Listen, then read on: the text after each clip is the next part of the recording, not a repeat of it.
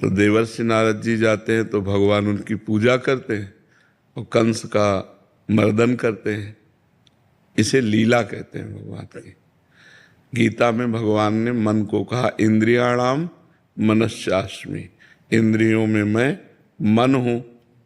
और यही मन जब गलत मार्ग में चला जाता है तो बोले बड़ा दुष्ट है ये, इसका मन बड़ा दुष्ट है, देखो कैसे कैसे आचरण कराता है। तो सही पूछो तो जो सत्ता है वो अच्छे में भी है और बुरे में भी है।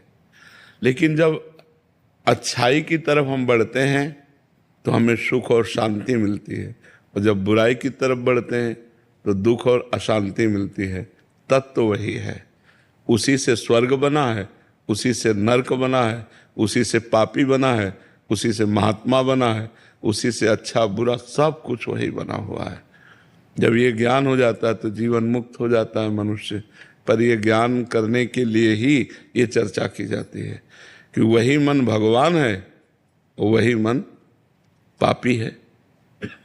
जब पाप के आचरण में चला गया तो पापी हो गया, और भगवान के मार्ग में चला गया तो भगवान हो गया। ऐसा है, समझ पा रहे हैं आप? रेखा जी जोधपुर से। श्री हरिवंश महाराज जी, महाराज जी भजन और चिंतन में क्या अंतर है? वैसे भजन का तात्पर्य सेवा होता है, भजन का तात्पर्य माला चलाना नहीं होता, उसे जप कहते हैं। जो माला चलाना है या काउंटर से उसे जप कहते हैं, जो बैठ कर के ऐसे उसे चिंतन कहते हैं। जैसे नाम का चिंतन, राधा राधा राधा, रूप का चिंतन, धाम का चिंतन, लीला का चिंतन, भगवान के गुणों का चिंतन, वो चिंतन अंदर की वस्तु है। और जो भजन है वो सेवा है। वो दो प्रकार की होती, प्रगट सेवा और मानसिक सेवा।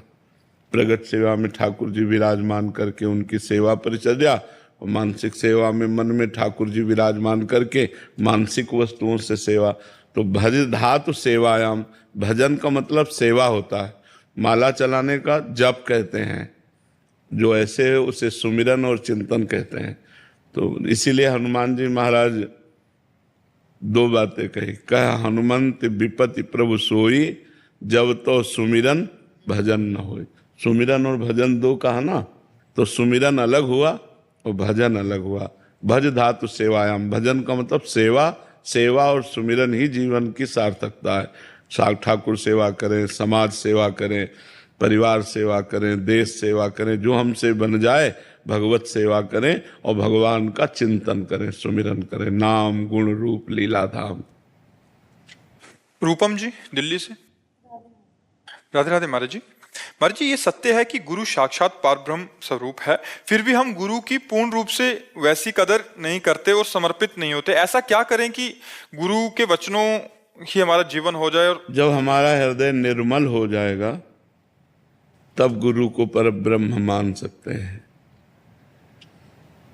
नहीं तो हमारी दृष्टि मानुषिक बुद्धि में रहती है। मनुष्य है, साधक है, संत है, ब्रह्म है, ऐसा अगर अनुभव हो जाए तो फिर मोक्ष ना हो जाए। भाई अब किस भगवान के दर्शन करने, मैंने तो भगवान के दर्शन पा लिए। गुरुर् ब्रह्मा गुरुर् विष्णु गुरुर्देव महेश्वरा गुरु साक्षात, तो मैंने परब्रह्म के दर्शन पा लिए। अब किसके लिए साधना है? अब तो नाम जप करके आनंदित है, मेरे परब्रह्म मुझे मिल गए। लेकिन ऐसा भाव नहीं रहता। गुरु को एक गाइड मान करके उनके द्वारा दिए हुए साधन से फिर परब्रह्म की प्राप्ति रहता है ना। पहले सबके दिमाग में ही रहता है, गुरु एक रास्ता बताने वाला है, और जो रास्ता चल करके प्राप्त किया जाता है वो परब्रह्म होता है। लेकिन ये पता नहीं कि जो चल कर प्राप्त होता है वही गुरु रूप में रास्ता बता सकता है, दूसरा कोई नहीं बता सकता। वही परब्रह्म ही गुरु रूप में आया है। बन्नो गुरुपद कंज कृपा सिंधु नर रूप हरि, महामोह तम पुंज जासु बचन रवि कर निकर। जिनके वचन सूर्य की तरह प्रकाश फैला कर हम माया का नाश करके ब्रह्म का साक्षात्कार कराते हैं, वो गुरुदेव भगवान हैं। साक्षात हरि ही गुरुदेव रूप में आके। पर ये भावना बहुत ऊंची है। गुरु को अगर हम संत ही मान लें अच्छा तो बड़ी बात है, नहीं हमारी दृष्टि मनुष्य दृष्टि रहती है, नहीं रहती। ईमानदारी से पूछो तो मनुष्य दृष्टि रहती है। जैसे सब मनुष्यों में तो थोड़ा श्रेष्ठ पर मनुष्य बुद्धि रहती है। गुरु में मनुष्य बुद्धि हट जाए और भगवत बुद्धि हो जाए तब जाने कि अब हमारी साधना ठीक हो रही है। तो इसके लिए खूब नाम जप करे, शास्त्रों का स्वाध्याय करे, पवित्र आचरण करे। तो जब हृदय पवित्र होगा तो गुरु साक्षात परब्रह्म ये अनुभव आएगा, नहीं तो ऐसे मनुष्य ही दिखाई देंगे। परब्रह्म का अनुभव होना मुश्किल है जी। तनिष्क जी, मध्य राधे गुरु जी। श्री हरिवंश महाराज जी। गुरु जी, मेरा प्रश्न है कि क्या संसार में जहां भी हमें सुख या दुख दिखाई देता है, क्या ये केवल हमारे मन की उपस्थित संस्कारों के कारण ही दिखाई दे रहा है? क्या वास्तव में संसार में या कोई अस्तित्व नहीं है, संसार का अस्तित्व ही नहीं है? हाँ, नहीं, संसार का अस्तित्व ही नहीं है। जैसे स्वप्न का कोई अस्तित्व होता है क्या? पर ये कब पता चला? जगने पर। सोने वाले पुरुष को थोड़ी समझ में आएगा कि मैं स्वप्न देख रहा हूं। उसको तो यथावत सत्य लगेगा। जो जगा हुआ पुरुष है उसे लगेगा स्वप्न झूठा है। तो देखो भगवान शंकर कह रहे हैं, उमा कहूं मैं अनुभव अपना, सत हरि भजन जगत सब सपना कहा के लेगा। तो अभी हम स्वप्न देख रहे हैं। जब जगे हुए पुरुष होंगे तो सर्वम खलमिदम ब्रह्म, सब जगह परमात्मा का दर्शन होगा। अभी हमें स्त्री पुरुष जड़ चैतन्य पापी पुण्यात्मा का दर्शन होता है, तो अभी हम स्वप्न देख रहे हैं। हमें ज्ञान में जगना होगा। अभी हम सो रहे हैं, अपने को स्त्री पुरुष मान रहे हैं, जबकि हम परमात्मा स्वरूप हैं, परमात्मा के अंश स्वरूप हैं। तो हमें भजन करना चाहिए, अच्छे आचरण करने चाहिए, नशा गंदा आहार इसका त्याग करना चाहिए, तो हम जग जाएंगे। अभी हम अज्ञान की नींद में सो रहे हैं और ये संसार रूपी स्वप्न देख रहे हैं। थोड़ा जगे तब हमें समझ में आएगा। और गुरु जी, जब इंद्रिया किसी भोग को देखती है तो स्टार्टिंग में तो मतलब इच्छा करता है, और जैसे भजन के माध्यम से ऐसा ज्ञान हुआ तो सिहा जब मतलब वो मतलब एक तरीके से अंदर मतलब मसल नहीं देता, अंदर इतनी मतलब व्यथा वैदा करता है, और फिर मतलब इच्छा ही खत्म हो जाती है। फिर ऐसा फिर उसके बाद हाई क्वालिटी का उससे अच्छा कोई आएगा वो, तो फिर उसमें फिर यही प्रक्रिया दोहराए फिर ऐसे जब भजन बढ़ाते चले जाओगे तो सब भोगों से वैराग्य हो जाएगा। खूब भजन बढ़ाओ, भजन से ही होगा। ये न प्रवचन सुनने से होगा न प्रवचन करने से होगा। डट के भजन करे सो ही वैराग्य होगा। खूब भजन करे तो भोगों से रति हट जाएगी। जी, मानसिक में भी वही स्थिति रहती है कि उपांशु तक तो ठीक चलता है, मानसिक में भी एक दो टाइम के बाद इसीलिए जब तक मन पवित्र न हो तब तक उपांशु में ही जप करना चाहिए।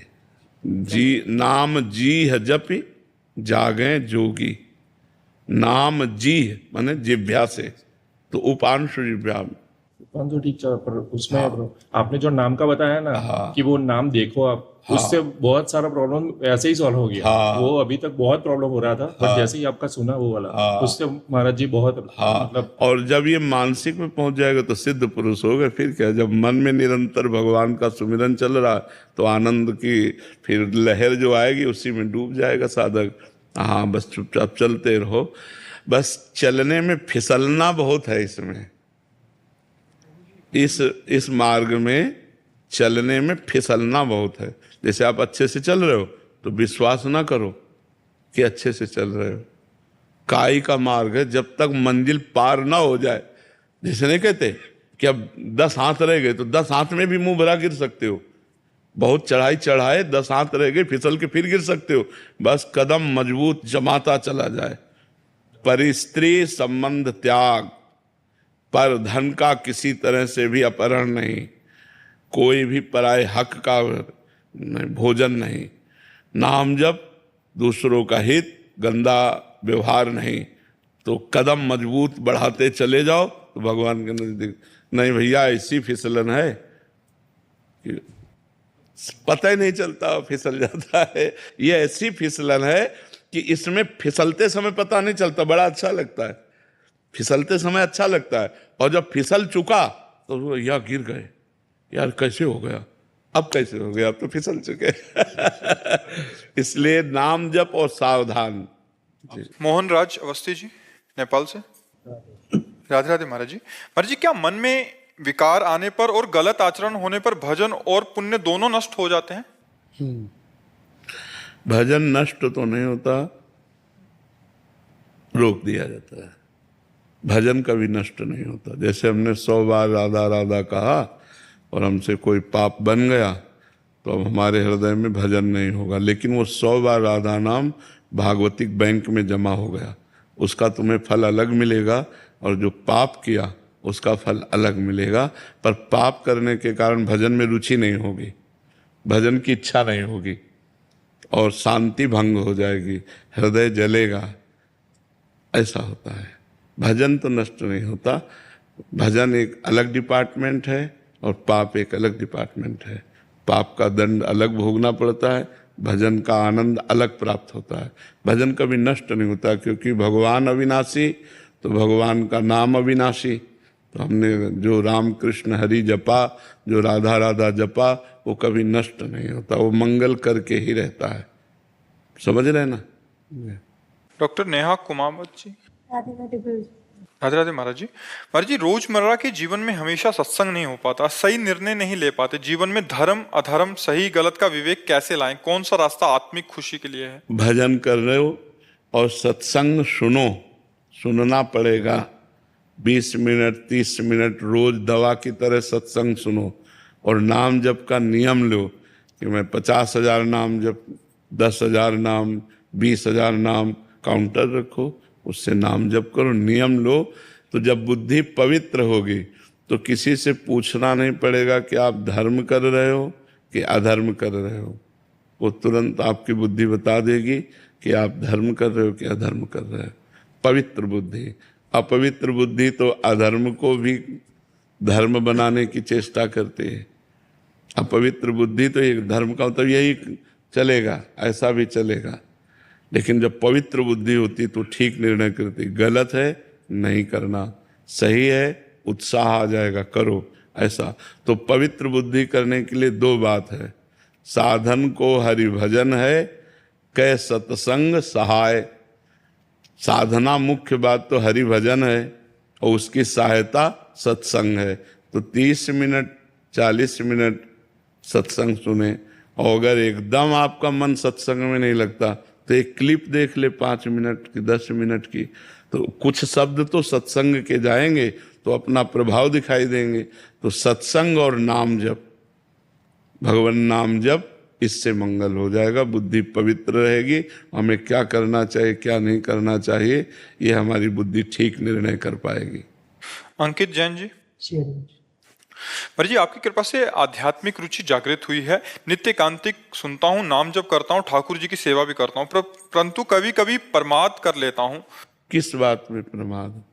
आलस आ जाता है कभी कभी। सो गए फिर शुरू कर दिया। 24 घंटे थोड़ी सो सब भाई। आज हमारा 8 बजे से 9 बजे का नियम है जप करने का, हमारा मन नहीं लगा, हम सो गए। लेकिन 10 बजे से 11 बजे तक जब हमारा नींद खुली, जब हमारा मन आया, फिर हम अपने नियम को पूरा करना है। समय बदल सकता है, सुबह की जगह हम शाम कर सकते हैं, दिन की जगह रात में कर सकते हैं, पर अपना नियम पूरा करें, ऐसा बांधना चाहिए नियम। अगर आज नियम बिल्कुल नहीं हुआ तो कल डबल करेंगे। आज की जगह कल हो सकता है पर डबल करेंगे, ऐसे रखना चाहिए तो ठीक हो जाएगा, प्रमाद फिर ठीक हो जाएगा जी। राजगोपाल जी। राधे राधे। राधे राधे महाराज जी। महाराज जी, मैं तमिल और देवनागरी में लिखता हूँ, दोनों भाषाओं में मन से लिखा जा सकता है? मतलब किसी दूसरी भाषा में अगर, जैसे आप कहते हैं चिंतन करो राधा, तो राधा एक तो हम हिंदी में लिख रहे हैं, तो अपनी भाषा में राधा लिखेंगे तो चलेगा? हाँ चलेगा। भगवान की सब भाषाएं हैं, भगवान के सब लोग हैं, तो सब भाषा भी तो होगा। भगवान से अंग्रेजी में बात करोगे तो नहीं समझ पाएंगे क्या? तमिल से करोगे तो समझ जाए, क्योंकि सारी भाषाएं उन्हीं से प्रकट है ना।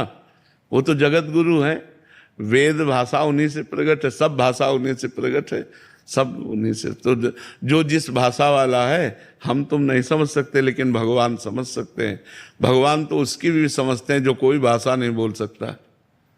जो कोई भाषा नहीं बोल सकता, भगवान उसकी भी भाषा समझते हैं। सर्वज्ञ है भगवान का एक नाम, सर्वज्ञ है। सर्वज्ञ माने सब ज्ञान, उन्हीं से सब ज्ञान प्रकट होता है। तो लिखिए, आप तमिल भाषा में लिखिए, भगवान उसको देख रहे हैं। ऋचा पांडे जी, गाजियाबाद से। राधे राधे महाराज जी। महाराज जी, अच्छी नियत और भावनाओं से बनाए गए रिश्तों में मुझे असफलता क्यों प्राप्त होती है? आज के जमाने में रिश्ते को निभाने का मूल मंत्र क्या है महाराज जी? वैसे हर रिश्ते को निभाने का मूल मंत्र प्रेम है। वो बाजार में मिलता नहीं है और वो संसार में मिलता नहीं। शुद्ध प्रेम संसार में। प्रेम की बात तो कोई बिरला ही प्यार कर सकता है। प्यार का मतलब होता है कि हम आपको सुखी रखें। आपसे सुख चाहना स्वार्थ है और आपको सुखी रखना प्रेम है। लेकिन ऐसा कितने लोग चाहते हैं? हम किसी से प्यार करते हैं तो अपने सुख के लिए करते हैं, उसके सुख के लिए नहीं करते। उसके सुख के लिए जो प्यार करे उसे प्रेम कहते हैं। प्रेम से ही संबंध पुष्ट होते हैं। भाई भाई का प्रेम, पिता पुत्र का प्रेम, पति पत्नी का प्रेम, दोस्त का प्रेम। तो प्रेम हो तो संबंध दृढ़ हो। अब प्रेम नहीं है तो फिर संबंधों की हानि हो जाती है। जैसे थोड़ी सी संपत्ति के बंटवारे में भाई भाई के प्रेम संबंध बिखरे नजर आते हैं। वो अपने भाई से लड़ जाता है, हत्या कर देता है। पति पत्नी के संबंध में प्रेम की कमी पाई गई तो पति की हत्या कर दी, वो पत्नी की हत्या कर दी। आप संसार में देखिए, संबंध में जहां प्रेम नहीं है वहीं खतरा है। संबंध दृढ़ वहीं है जहां प्रेम है, और प्रेम होता है पवित्र हृदय में। पापी हृदय में प्रेम प्रकट नहीं होता। और आजकल लोग प्रायः प्रेम को पाना नहीं चाहते, स्वार्थ की पूर्ति करना चाहते हैं। प्रेम के लिए त्याग है, स्वार्थ के लिए ग्रहण है। स्वार्थ के लिए हमें आपसे लेना है और प्रेम में सिर्फ देना ही देना होता है। वचन से, मन से, तन से हम ऐसी चेष्टा करें कि हम जिससे प्यार करते हैं वो सुखी रहे, वो प्रसन्न रहे। ऐसे कितने लोग चाहते हैं, कितने लोग हैं। तो ये बात, प्रेम ही संबंध को दृढ़ करता है। हजारों कोस दूर हो लेकिन प्रेम है तो नजदीकी का अनुभव होता है। और बिल्कुल समीप बैठा हो और प्रेम नहीं है तो नजदीकी का अनुभव नहीं होता। क्यों? प्रेम दूर देश में बैठे हुए से भी एक हृदय में हिलोर उठती है, एक आनंद आता है। और प्रेम न हो, नजदीक बैठा हो तो भी कोई मतलब नहीं होता। तो संबंध की दृढ़ता प्रेम से है, और वो होती है भगवान के आश्रय से। जो हमारा हृदय पवित्र होगा तो हम समाज को भी प्रेम करेंगे, संबंधों को भी हम प्रेम निर्वाह के द्वारा ही पुष्ट करेंगे। अब प्रेम शब्द तो बड़ा मुश्किल है। प्रेम शब्द जो है ये बड़ा अलौकिक है, इसको प्राप्त करना बड़ा कठिन। स्वार्थ, मोह, राग, काम ये हो सकता है, प्रेम तो बहुत कठिन बात है। तरुण बंसल जी, दिल्ली से। राधे राधे। राधे राधे महाराज जी। महाराज जी, आपके चरणों में कोटि कोटि प्रणाम। महाराज जी, मेरा मन अब ना जाने किस खोज में लगा रहता है। मन अब सांसारिक चीजों में नहीं लगता। मन कुछ और पाना चाहता है लेकिन समझ नहीं आता वो क्या है। सबका मन तीन बातें अंदर से मांग होती है। सुख जिसमें दुख की मिलावट न हो, शांति किंचन मात्र अशांति न हो, और मृत्यु इसका दुख न हो। अविनाशी, अखंड सुख, अखंड शांति, ये मांग होती कि नहीं? क्यों? हम जो भी कष्ट करते हैं सुख के लिए करते हैं, शांति के लिए, आनंद के लिए करते हैं। और बच जाएं, मरे ना, तीन बातें रहती हैं अंदर की, नहीं रहती। सुख, शांति और मृत्यु से बच जाएं, ये केवल परमात्मा से हो सकता है और कहीं से नहीं। तो जब हम संसार के भोग भी भोगते हैं, संसार की सामग्री भी पास होती है, सब कुछ जो उचित होना चाहिए वो भगवान ने दिया, लेकिन फिर भी मन जो चाह रहा है वो नहीं मिला, वो है भगवान। वो है अखंड सुख, वो है निर्भय पद, वो केवल भगवान से मिलेगा। इसको शांति, आनंद, निर्भयता ये संसार नहीं दे सकता। और भोग लो जितना देखना हो, और जहाँ लगता हो खोज कर लो, अधूरा ही रहेगा, पूरा नहीं हो सकता। पूरा तभी होगा जब पूर्ण परमात्मा की शरण ले लेगा और उसका नाम जप करते हुए उसके आश्रित होकर रहोगे, और इन शरीर के जितनी भोग विलासिता है ये सब बंद हो जाएगी। अधर्म युक्त जो भोग विलासता है, तब सुख मिलने लगेगा, शांति मिलने लगेगी, हृदय चैन से हो जाएगा। और मृत्यु भी ऐसे होगी जैसे हाथी के गले से फूलों की माला गिर जाए, पता न चले। ऐसे शरीर तो छूटेगा, पर जन्मत मरत दुसाह दुख होई वो नहीं होगा। तो खूब नाम जप करो। हमारे मन की अव्यक्त चाह है भगवान। जब तक भगवान का भजन नहीं होगा, भगवान से मिलन नहीं होगा, तब तक हमारा आवागमन, दुख, भय, अशांति ये नष्ट नहीं होगी। इसलिए भजन में लगो, खूब नाम जप करो, अच्छे आचरण करो, नशा कोई ना करो। ये जैसे लोग नशा करते हैं, नशा से बुद्धि भ्रष्ट हो जाती है। राजकुमारी जी, श्री हरिवंश महाराज जी। महाराज जी, आपने कह रहे हैं कि एक मंदिर बनाने का एक संकल्प लिया था और नौकरी मिल जाए मेरे को, इस भाव से नौकरी भी लग गई, शादी भी हो गई, बट अभी जब भी भजन में बैठती हूँ तो बार बार मतलब ध्यान आता है कि मुझसे पाप हो गया है महाराज जी, अब मैं बना नहीं पा रही, या जैसा भी है इनका भाव ऐसा है महाराज। नहीं, वैसे संकल्प करे तो बनाना चाहिए। बड़ा मंदिर नहीं तो छोटा बना दो। अगर आपने ऐसा माना है, संकल्प किया है कि हे भगवान ऐसा ऐसा, तो हमें लगता है फिर करना चाहिए। कहते ना तो उसमें बनाओ तो फिर पूजा करनी चाहिए, अब वहाँ रहते भी नहीं हम। तो ये पहले सोचना चाहिए। आप बोली फिर क्यों? विचार तो पहले करना चाहिए। बिना विचारे जे करे ते पाछे पछताएं, काम बिगाड़ो आपनो जग में हो हसाए। तो बिना विचार किए क्यों किए? पहले विचार करना चाहिए कि मैं मंदिर की अगर बात करूं तो मंदिर में पुजारी कौन होगा, मंदिर कहाँ बनेगा, कितने रुपए का बनेगा। अगर ऐसे थोड़ी कहे ठाकुर जी मैं आपके नाम का मंदिर बनवा दूंगी, अब मेरी नौकरी लग जाए, अब नौकरी लग गई तो ऐसे छोटा मंदिर बना देते हैं भगवान की, अपने घर में पूजा करते हैं। भाई मंदिर तो मंदिर है। अच्छा चलो बड़ा मंदिर ना सही तो लकड़ी का मंदिर बनवा के घर में ठाकुर जी विराजमान, मतलब करना चाहिए। एक समस्या जब आई तो हम भगवान से कुछ कह रहे हैं, समस्या का निदान हो गया तो हमारी हालत कुछ हो गई। ऐसा नहीं होना चाहिए।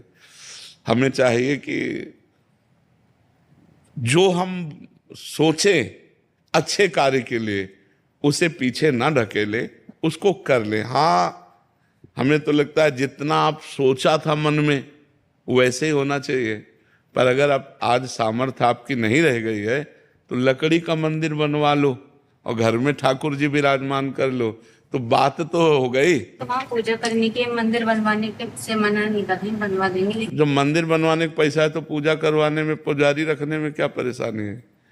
फिर आप सोचना चाहिए ना, घर बनवाएंगे तो रहने वाला भी तो होना चाहिए। रहने वाला होना है तो जो खाने की भी व्यवस्था, तो यही तो कहते हैं विचार करना चाहिए ना हमें। तो जब तक आप जीवित है तब तक आप सेवा करें, और जब आप पधार जाएंगे तो ठाकुर जी जाने किसी और को लेंगे, आपको व्यवस्था कर देनी चाहिए। अब देख लो, हम तो आपको इतना भी कह रहे हैं कि लकड़ी का भी मंदिर बनवाया जा सकता है, मतलब सोने का भी मंदिर होता है, अष्टधातु का भी होता है, अब हमारी पत्थर का भी होता है। अब नहीं है तो हम लकड़ी का बनवा दे रहे हैं, अपने घर में रख लिया, भगवान विराजमान कर लिए, पूजन किए, और जब हमारा शरीर छूट गया तो जो होना होगा सो परिवार में कोई न कोई तो होगा ही। वहाँ रहते नहीं है गाँव में। पर हमें सबसे प्रार्थना है कि कोई भी बात भगवान से यदि कहो कि हे नाथ मेरी समस्या का समाधान हो जाए तो मैं ऐसा करूँगा, तो वैसे ही करो। अगर 51 रुपये माने हैं तो फिर 11 में मत आ जाओ यार, 51 तक तो पहुँचो। भगवान से भी धोखेबाज। बोले ये काम हो जाए तो 51 रुपये का भोग लगाएंगे, काम हो गया तो बोले यार 11 का चढ़ा देते हैं। वैसे ठीक है, भगवान के तुम बच्चे हो, वो इतने में भी संतुष्ट हो जाएंगे, पर हमें लगता है अगर हमें अवसर मिला है, हमारे पास है, तो हम जो कहें वो भगवत सेवा करें। श्रुति जुनेजा जी, कोलकाता। राधे राधे महाराज जी, वो कौन सी स्थिति है जब ये संकेत मिले कि अब राधा नाम की माला मेरी सांसों से जपने होने लग गई है? वो तो अपने आप सब समझ में आता है ना, उसमें स्थिति की क्या है। उठते बैठते चलते फिरते खाते पीते सोते जागते हर समय नाम श्वास दो बिलग चलत है, इनको भेद न मोको भावे, श्वास ही नाम नाम ही श्वासा, नाम श्वास को भेद मिटावे, रोम रोम जब रग रग बोले, तब कछु स्वाद नाम को पावे।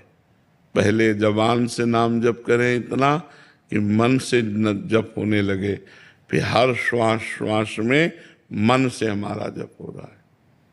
श्वासों की माला ऐसे चल रही, नाम जप साथ चल रहा है।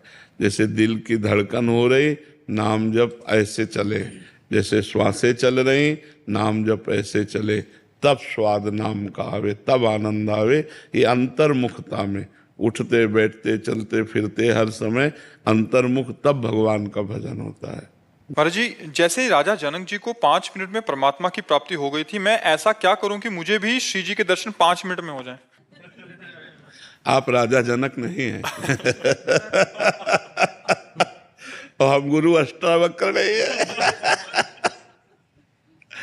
नहीं, राजा जनक जैसा शिष्य और अष्टावक्र जैसे गुरु, तो उन्होंने कहा घोड़े की रकाब पे पैर रखते हुए जितनी देर में बैठा जाता है इतने में ब्रह्म बोध करा देंगे। अब राजा जनक जैसे ज्ञानी, तो न तुम जनक हो ना अष्टावक्र। इसलिए बात यही समाप्त होती है, नाम जप करो, जब कृपा लाडली की तब दर्शन दे दे। लाडली कोई किसी के अधीन थोड़ी है, ब्रह्म भी जिनके अधीन है, जाके अधीन सदा इस सांवरो, या ब्रज को सिरताज, हमारे माई श्यामाजू को राज। तो इसलिए हम नाम जप करें, उनसे विनय करें, वो कृपा करें तो हो सकता है बस सामने से।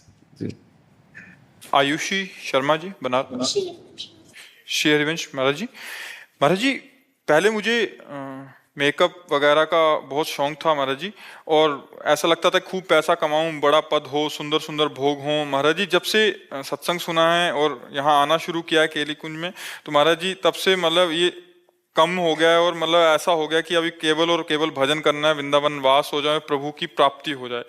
महाराज जी, अब बहुत बड़ी कृपा हुई है जो ऐसी बात आई है, बहुत बड़ी कृपा हुई। बस इस बात को परिपक्व कर लो, अपने हृदय में बैठ जाए। वृंदावन वास होए चाहे ना होए, लेकिन नाम ना छूटे। जहाँ नाम है वहीं प्रभु हैं। अब हम वृंदावन वास करें, प्रभु का भजन ना हो तो बात ठीक नहीं।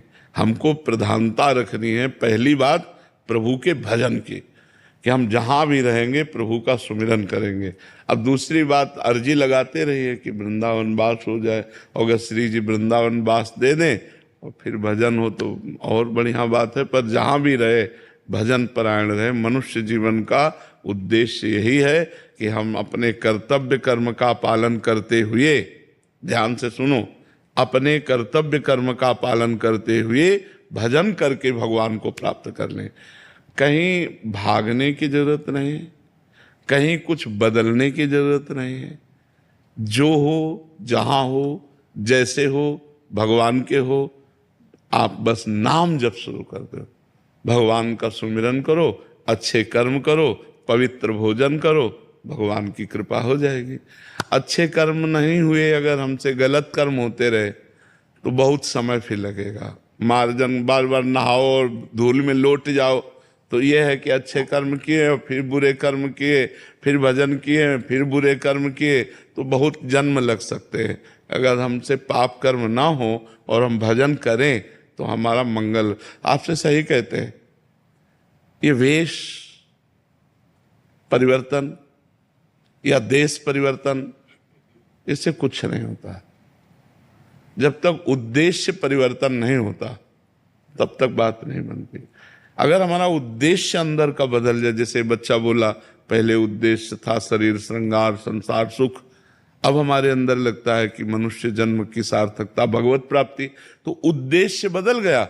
अब आप नौकरी करो, व्यापार करो, कुछ भी करो, आपका उद्देश्य भगवत प्राप्ति है तो बढ़िया। अब जैसे उद्देश्य हो गया धन, मान, प्रतिष्ठा, तो अब आप चाहे बाबा जी बन जाओ, चाहे आप गृहस्थ रहो, वही चलेगा, क्योंकि उद्देश्य आपका धन बन गया ना, उद्देश्य आपका संसार बन गया। बस इसलिए हमें ये समझना है कि हमारा उद्देश्य ठीक हो जाए।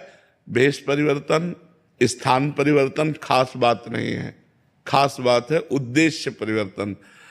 और उद्देश्य जो बनावे उसकी सुरक्षा के लिए फिर वैसे ही आचरण करे, वैसे व्यवहार करे। ऐसे में शास्त्र स्वाध्याय करना, नाम जप करना, संयम से रहना, कोई पाप ना हो और खूब भजन करना, तो भगवान की प्राप्ति हो जाएगी। उद्देश्य परिवर्तन महान वस्तु है, स्थान परिवर्तन, भेष परिवर्तन इसका कोई खास विषय नहीं है। पायल जी, राधे राधे महाराज जी। महाराज जी, हमने आपसे नाम जप की महिमा सुनी और 1 महीने पूर्व से रोज 30-40 हजार नाम जप करना शुरू किया। महाराज जी, हम चाहते हैं कि हमारी प्रहलाद जी जैसी संतान हो, जिसे कम आयु में ही भगवत प्राप्ति हो जाए और उनकी वाणी आपकी तरह हो जो सबको भक्ति मार्ग की ओर ले जाए। क्या इतने नाम जप से ऐसी संतान की प्राप्ति हो सकती है? इसमें प्रधानता भगवान की कृपा की है। प्रहलाद जी गर्भ में जब थे और हिरण्यकश्यप तपस्या कर रहा था, तो देवराज इंद्र, कयाधुन की माता का नाम है प्रहलाद जी की, तो महल में आक्रमण किया, तो कयाधु जी को बंदी बना के ले जा रहे थे। तो देवर्षि नारद जी मिल गए, उन्होंने कहा कहाँ लिए जा रहे हो? बोले इसके गर्भ में दैत्य हिरण्यकश्यप का वीर्य है, ये जब बालक रूप में जन्मेगा तो उसका वध करूंगा। तो उनका नहीं, छोड़ो इसे। छुड़ाया और अपने आश्रम ले गए। रोज भगवत कथा सुनाते, रोज महाभागवत धर्म का वर्णन करते, नाम कीर्तन भजन। तो 9 महीने में गर्भस्थ शिशु प्रहलाद महाभागवत बन चुके थे। वो महाभागवत, अब इतने बड़े महापुरुष का सानिध्य मिला देवर्षि नारद का, तो इतने बड़े महान भक्त थे कि 5 वर्ष में जो देवर्षि नारद जी के द्वारा दिए हुए उपदेश से भक्तराज पदवी को प्राप्त थे, 5 वर्ष के प्रहलाद जी। और त्रिभुवनपति हिरण्यकश्यप इतना भारी विरोध, पाई भरना तो डरे और न बाल बांका हुआ, बस हरि के बल पर सब विघ्नों को पार कर गए। तो संत संग, नाम जप और शास्त्र स्वाध्याय, पवित्र आहार, पवित्र वातावरण, तो गर्भस्थ शिशु पर इसका प्रभाव पड़ता है। पर अब वो प्रहलाद जी के समान तो प्रहलाद जी ही हैं, प्रहलाद जी के समान नहीं। 5 वर्ष के बालक को अग्नि में जलाया गया, हाथी से रौंदाया गया, पर्वत के नीचे दबाया गया, पानी में डुबाया गया, कुछ नहीं हुआ। यहाँ डुबाओगे तो मर जाएंगे, नहीं मर जाएंगे, आग लगाओगे तो जल जाएंगे। प्रहलाद जी को अग्नि ने भी कहीं बाल नहीं झुलसे, कहीं प्रहलाद जी जैसे तो सिर्फ प्रहलाद जी है, दूसरा तो हाँ, भक्त संतान हो ऐसी आकांक्षा करो, लेकिन प्रहलाद जी जैसी तो प्रहलाद जी है। जैसे भगवान ऐसे भगवान के भक्त प्रहलाद जी जैसे तो प्रहलाद जी, जिनके लिए भगवान ने ऐसा रूप धारण किया जो न कभी पहले सुना गया। नरसिंह रूप भगवान ने धारण किया। इसलिए हम ये चाहें कि भगवान का भक्त, देश भक्त पुत्र पैदा हो, आकांक्षा करे। पर हम पहले से बता देते, प्रहलाद जी जैसे सिर्फ प्रहलाद जी, क्योंकि वैसी 5 वर्ष का बालक और इतनी महान निष्ठा, त्रिभुवनपति हिरण्यकश्यप से विरोध कर लिया। दैत्यराज कहकर बात करते थे, पिताश्री कह के नहीं बात की। जब से भगवान का विरोध किया, कुछ नहीं। कितनी बड़ी हिम्मत, मतलब 5 वर्ष के बालक में कितना सामर्थ्य होती है। तो इसलिए प्रहलाद जी जैसे तो सिर्फ प्रहलाद जी। हम भगवान से चाहें कि हमारे कोई ऐसी संतान हो जो भक्ति करने वाली हो, तो भगवान का भजन करने वाली हो। और जी ऐसे महापुरुष होते हैं, मीरा भाई जी हो गए, नामदेव जी हो गया, महाराज जी इनके पूर्व का पूरा भजन होता है या मतलब इनका जन्म कैसे? नहीं, पूर्व का भजन होता है। कई जन्म तक जब उनकी साधना भजन होती है तो अब इस जन्म में सिद्ध महापुरुष के रूप में प्रकट हुए। जैसे तुकाराम जी के लिए साक्षात विमान आया, भगवान का साक्षात विमान आया और सदेह विमान पर बैठकर भगवान के धाम में, ये सब महाभागवत जन है, महाभागवत जन।